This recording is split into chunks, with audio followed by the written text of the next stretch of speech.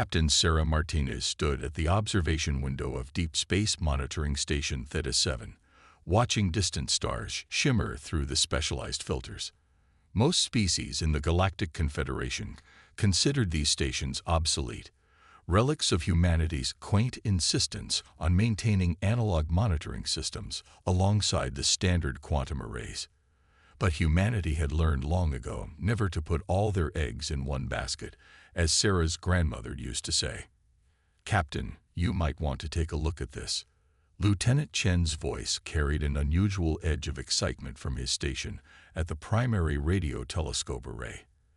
After 15 years of scanning the cosmic background radiation, Chen rarely got excited about anything. Sarah made her way across the dimly lit control room, her magnetic boots clicking against the metal floor. The station's old-style rotating habitat ring provided gravity, another outdated human preference that drew patronizing smiles from their alien colleagues. "What have you found, David?" she asked, leaning over his shoulder to study the complex waveform displayed on his screen. To most modern systems, it would look like typical background noise, the kind of cosmic static that filled the space between stars. "Watch this pattern," Chen said, his fingers dancing across the haptic interface. "It repeats every 47.3 hours. Most would miss it because it's so subtle, but there's definitely a structure here." He overlaid a series of waves, each slightly offset from the last. "See how they align." Sarah felt her pulse quicken. After 20 years in deep space monitoring, she learned to trust human intuition, especially when it came to pattern recognition. The Confederation's AI systems were incredible at analyzing known phenomena, but they often missed the truly novel, the patterns that required a certain creative leap to recognize. "Run it through the historical database," she ordered, already reaching for her comm unit. "And get me a direct line to Earth Command." "Already done," Chen replied, pulling up another screen. "Nothing like it in our records. But here's the really interesting part." He highlighted a section of the pattern. "These frequencies, they are using a mathematical progression that matches the one we discovered in the Fibonacci sequence. It's subtle, but it's there." Sarah straightened, her mind racing. A naturally occurring phenomenon wouldn't follow human mathematical principles. "Exactly." Chen's eyes gleamed in the blue light of his displays. "And the quantum arrays miss it completely because they're not programmed to look for patterns this subtle in what they classify as background radiation." Before Sarah could respond, the station's proximity alerts blared to life. A Confederation diplomatic vessel had just dropped out of hyperspace nearby, right on schedule for their monthly inspection. Sarah allowed herself a small smile. The timing couldn't have been better. Ambassador Xerix of the Kethara, with his crystalline exoskeleton and multiple sensor arrays, had always been particularly condescending about humanity's primitive monitoring methods. He emerged from his ship's teleportation field with his usual air of technological superiority. "Captain Martinez," he chimed, his translator converting his crystalline resonances into human speech.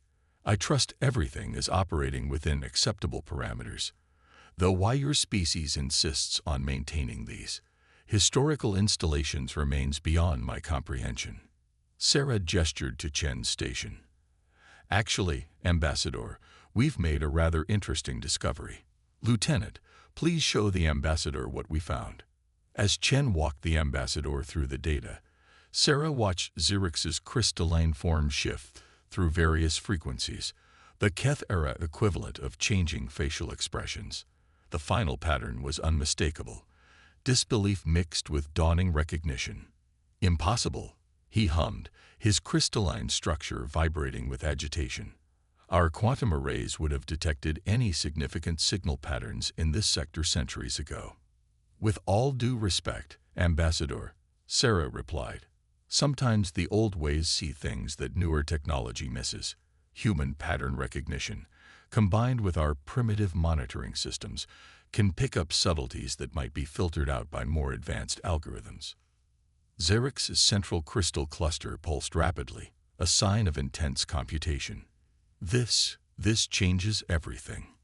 if there truly is an organized signal embedded in what we thought was background radiation. He paused, his translator struggling to convey the complex harmonics of his next words.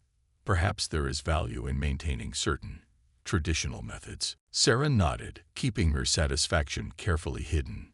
We believe this is just the beginning, Ambassador. The pattern suggests a vast network of similar signals, possibly an ancient communication system that's been hiding in plain sight.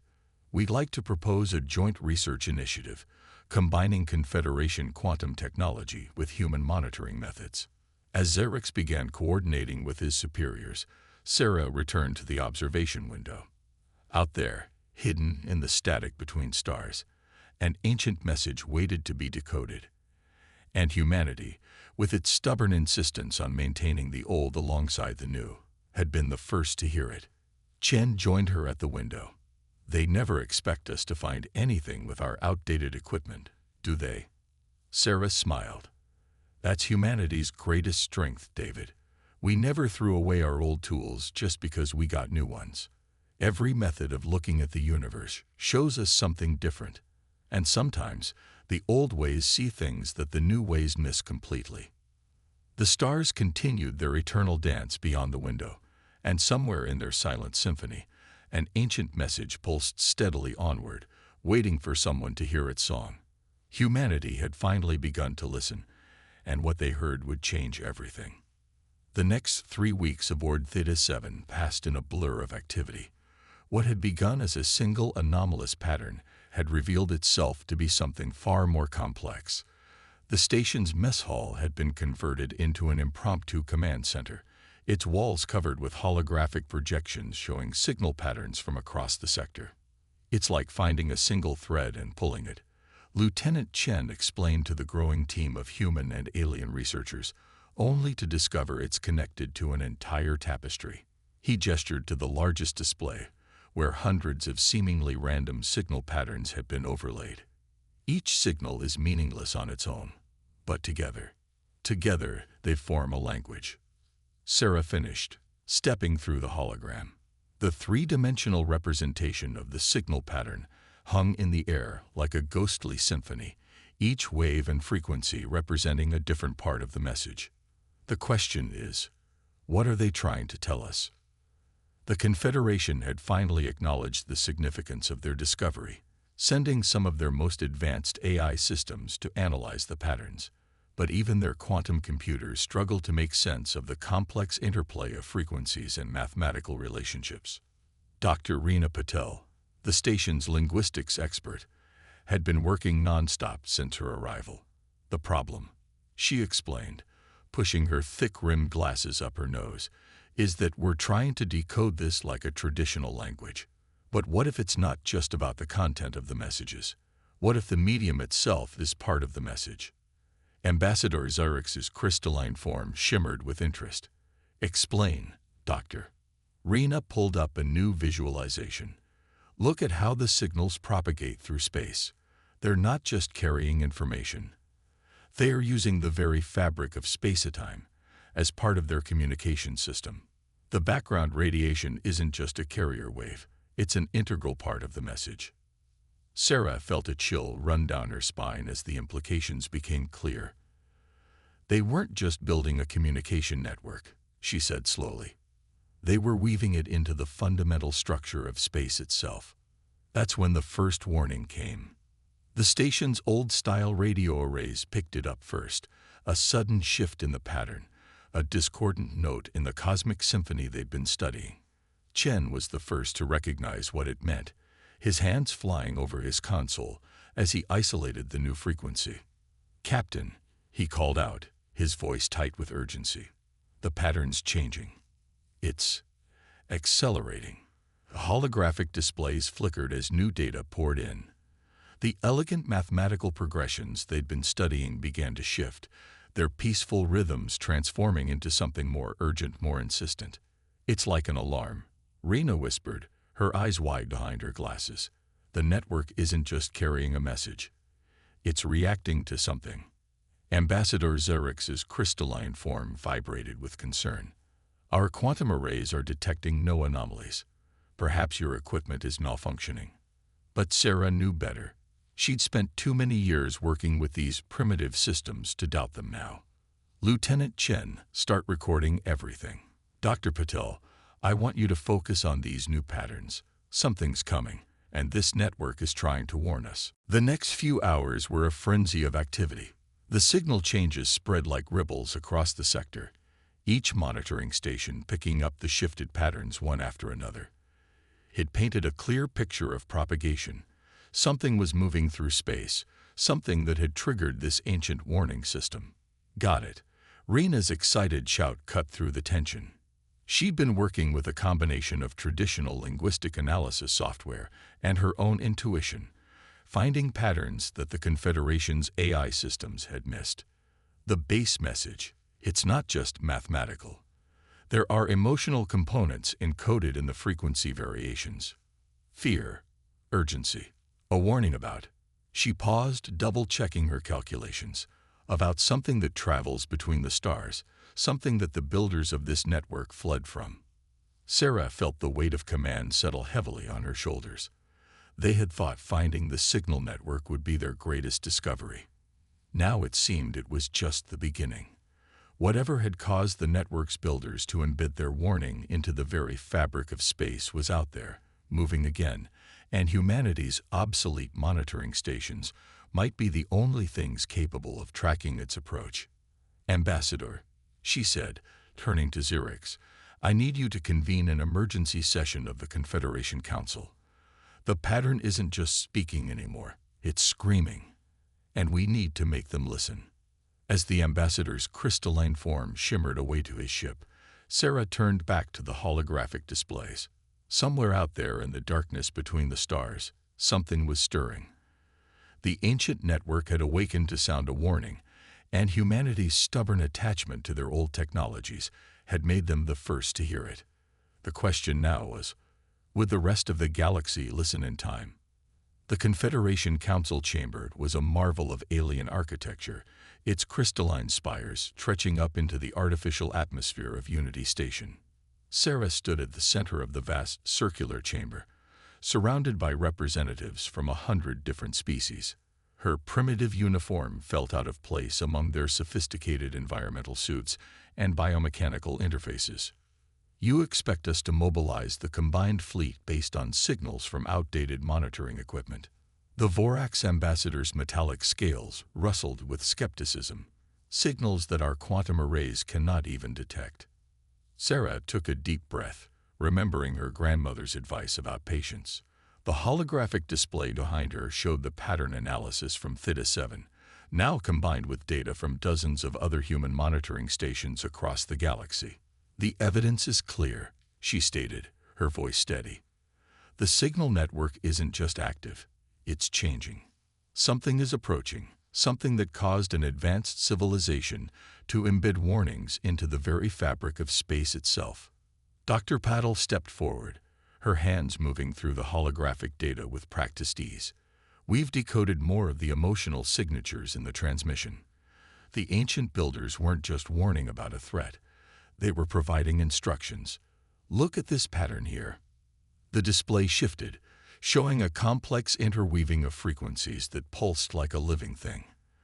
They didn't just create a warning system, Rena explained. They created a defense network. But it requires something their civilization had lost, something we humans still possess.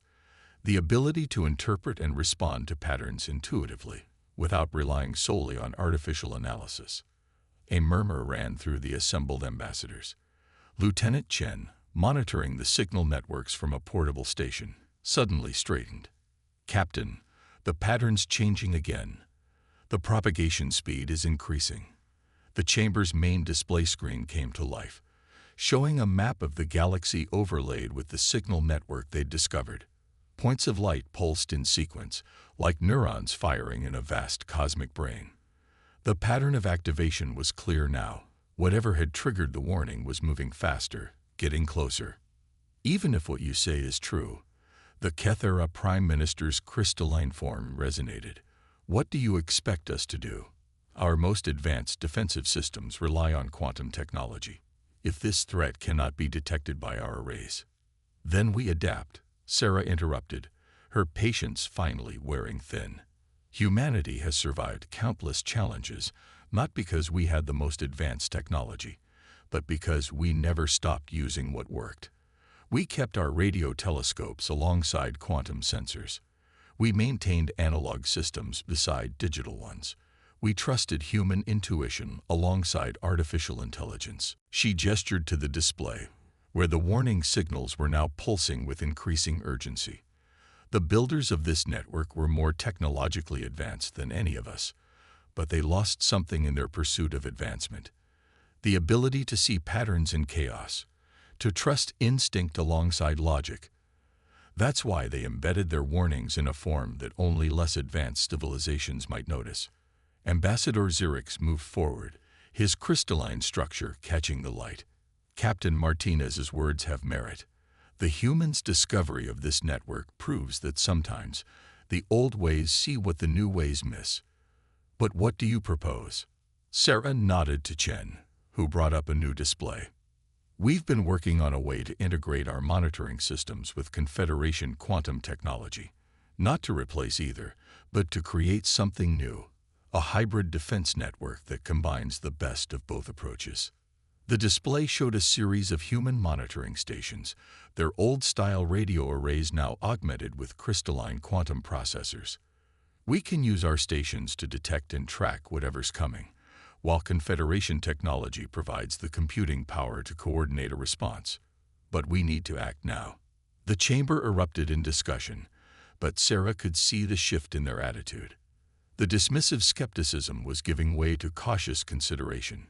She turned to check the signal display and froze. The pattern had changed again. "Lieutenant," she called, already knowing what he would say. "Multiple stations confirming, Captain," Chen reported, his voice tight. "The warning signals are converging. Whatever's coming, it's almost here." Sarah turned back to the council, her voice carrying across the chamber. "We can debate this further, or we can prepare. But remember, the most advanced civilization we've ever encountered chose to hide their most important warning in a form that only primitive technology could detect. Maybe it's time we all learned why." As the council moved to vote, Sarah watched the pulsing patterns on the display. Humanity had spent centuries maintaining their old technologies alongside the new, trusting both numbers and instinct, logic and intuition. Now, that stubborn refusal to abandon the old ways might be all that stood between civilization and whatever terror the ancient builders had fled from. The storm was coming. The only question was, would they be ready when it broke? Unity Station had transformed in the weeks following the council's decision. The once pristine halls now housed a chaotic blend of human and alien technology. Old-style radio arrays sprouted from between quantum processors, while holographic displays showed both advanced sensor readings and simple radio wave patterns side by side.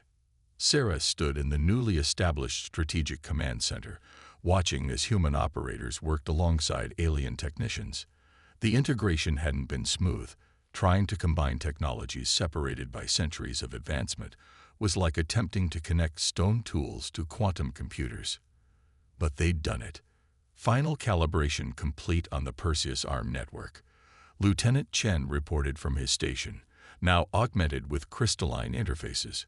"We've linked 15 human monitoring stations with the Confederation quantum grid. The hybrid detection system is online." Dr. Patel looked up from her workstation, where she'd been fine-tuning the translation matrices. "The emotional signatures in the warning signals are getting stronger. Whatever the builders were running from, it recognizes the network. It knows we're watching." A soft crystalline chime announced Ambassador Xerix's arrival. "The combined fleet is in position, Captain Martins, though I must admit many of our commanders are uncertain about relying on human technology for their targeting data." Sarah understood their concern. The Confederation's quantum targeting systems were precise to the atomic level. Human radar and radio technology seemed prehistoric in comparison. But that was exactly the point. "Status report," she called out, and the chamber's main display activated. showing the vast detection network they'd created.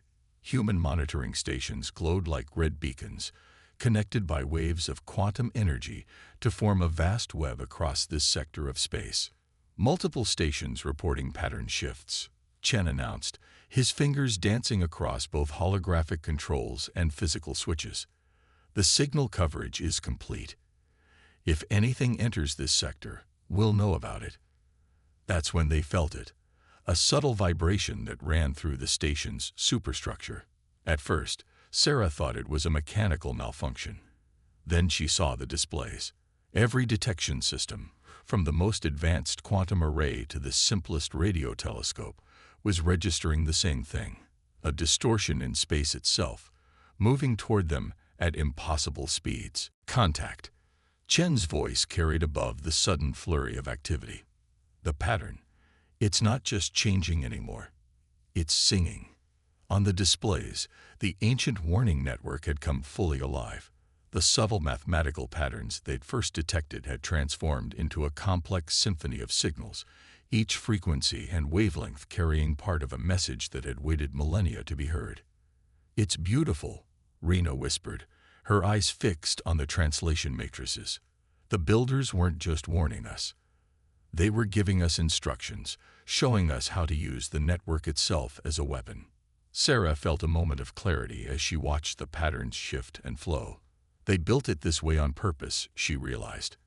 Advanced enough to tap into fundamental forces, but simple enough that less developed civilizations could understand and use it. They knew their own technology would be useless against this threat. The station shuddered again as the distortion grew closer. On the tactical displays, the combined fleet moved into defensive formations, their quantum weapons powered but waiting for targeting data from the hybrid network. "All stations," Sarah commanded, her voice carrying across all frequencies, "begin the resonance sequence." Just like we practiced. Across the sector, human operators began adjusting their equipment, using both old and new technology to tap into the ancient network. They weren't just detecting signals anymore. They were adding their own voice to the cosmic symphony. The effect was immediate. The warning patterns shifted, synchronizing with their transmissions. The network wasn't just a detection system or a weapon. It was an instrument, waiting for someone to play it. "Energy spike," Chen called out. "Something's coming through." Space itself seemed to tear open, revealing something that defied description. A darkness that moved with purpose, a void that hungered. The ancient builders had fled from this, had hidden their warnings in frequencies so simple that no advanced civilization would think to look for them there. But humanity had looked. They'd listened. And now, as the combined fleet waited for their signal, as the hybrid network hummed with power both ancient and new, they were ready to do more than just listen. They were ready to fight back. "All stations," Sarah ordered, watching as the void began to move toward them, "begin the counter sequence. Let's show this thing why the builders left their legacy in a form only we could find." The symphony of stars reached its crescendo, and the battle for survival began. The void entity's attack was unlike anything their sensors had ever recorded. It didn't so much move through space as consume it, leaving regions of absolute nothingness in its wake. The combined fleet's quantum weapons passed through it harmlessly, their advanced targeting systems unable to lock onto something that seemed to exist in multiple dimensions at once. "Multiple stations going dark," Chen reported, his hands flying across his console. "The void is. It's not destroying them. It's erasing them from existence." Sarah watched as the tactical display showed station after station vanishing, but her expression remained calm.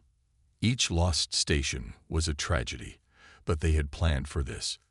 The builder's warning had prepared them. "Begin Phase 2, she ordered.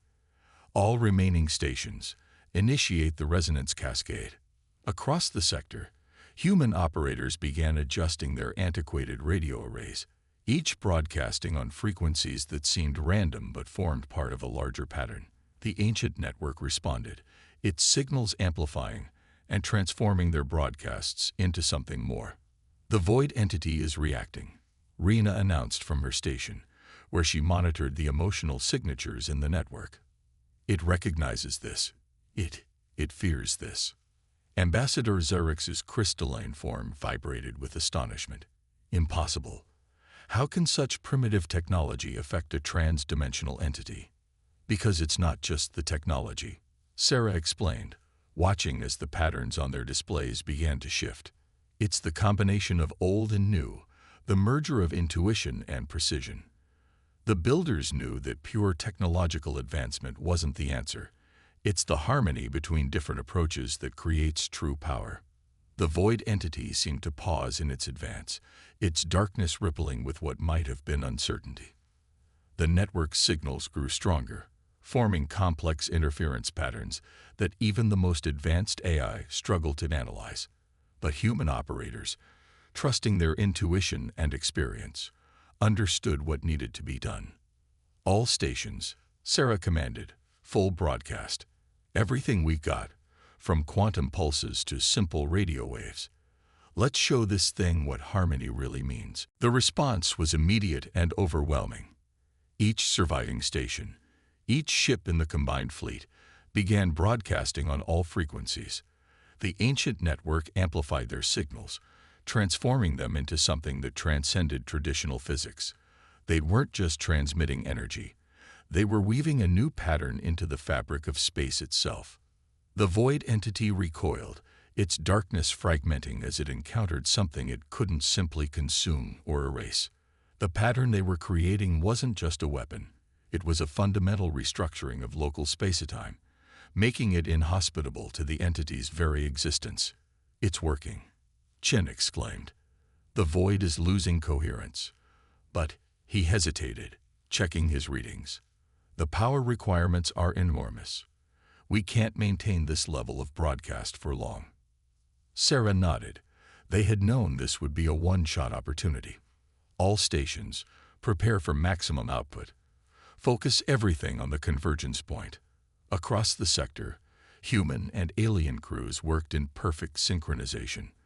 The Confederation's quantum technology provided precision and power, while humanity's primitive systems provided the fundamental frequencies that the void entity couldn't ignore. The chamber filled with a high-pitched whine as every system was pushed to its limit. On the displays, the void entity's darkness began to fracture, torn apart by the impossible harmony they had created. Pattern collapse in 3, 2, 1. Chen counted down. The void entity shattered. Where there had been absolute darkness, now there was light. The light of stars shining through newly restored space. The entity that had terrified the ancient builders, that had sent them into hiding, had been defeated not by overwhelming technological power, but by the simple wisdom of keeping old tools alongside new ones. In the aftermath, as damage reports came in and recovery operations began, Sarah stood at Unity Station's observation window, watching the stars shine in space that had nearly been erased from existence. Ambassador Zerix approached, his crystalline form reflecting the starlight. The Confederation Council has reached a unanimous decision, he announced. All member species will be required to maintain and study what you call primitive technologies alongside their advanced systems. We cannot risk losing these fundamental tools again. Sarah smiled. The builders knew this would happen. They didn't hide their warning in simple frequencies because they had to. They did it because they knew that only a civilization that valued both old and new ways would be worthy of receiving it. As recovery ships moved through the sector, their quantum drives humming alongside simple radio beacons, the ancient network continued its endless broadcast. But now it carried a new message, encoded in the same simple patterns. A story of how humanity's stubborn refusal to abandon its past had helped save its future. The stars shone on, their light carrying echoes of both ancient wisdom and new understanding across the galaxy. And in countless monitoring stations, human operators continued their watch, their old tools working alongside new ones, ready to hear whatever messages the universe might send next.